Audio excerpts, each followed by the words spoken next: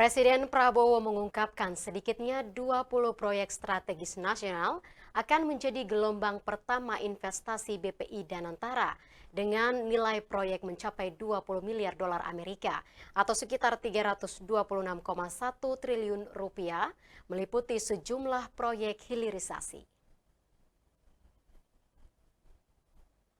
Mengutip isi pidatonya, Presiden Prabowo Subianto menyatakan, Badan Pengelola Investasi Daya Nagata Nusantara atau BPI Danantara merupakan instrumen pembangun nasional yang akan mengoptimalkan cara pemerintah mengelola kekayaan Indonesia, tidaklah sekedar badan pengelola investasi semata. Terlebih lagi, total nilai aset yang dikelola BPI Danantara mencapai lebih dari 900 dolar Amerika atau sekitar 14.715 triliun rupiah, merupakan aset 7 BUMN jumbo meliputi PT PLN, PT Pertamina, PT Telkom, PT Mineral Industri Indonesia atau Main ID, PT Bank Mandiri, PT Bank Negara Indonesia, PT Bank Rakyat Indonesia.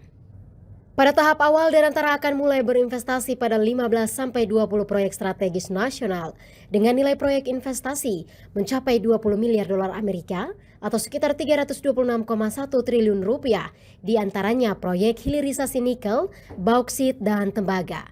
Selanjutnya, proyek pembangunan pusat data kecerdasan buatan, kilang minyak, pabrik petrokimia, produksi pangan, aquaculture, serta energi baru terbarukan. Dengan demikian, target pertumbuhan ekonomi Indonesia sebesar 8% dapat tercapai. Di sisi lain, banyak pihak mempertanyakan perihal transparansi dan akuntabilitas lembaga super holding BUMN ini, lantaran isi revisi Undang-Undang BUMN yang baru telah menempatkan keputusan investasi pada prinsip Business Judgment Rule, yakni ketentuan yang mengecualikan kebijakan investasi dari jerat hukum pidana korupsi selama dilakukan atas dasar itikat baik.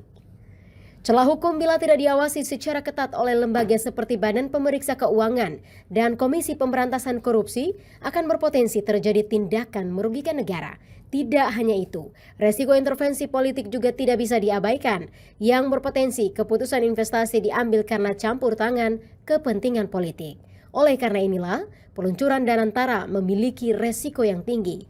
Tidak kalah penting, alokasi investasi Danantara juga menjadi sorotan. Apalagi, kini pemerintah tidak lagi berkewajiban untuk bailout atau fasilitas penyertaan modal negara pada BUMN yang bermasalah.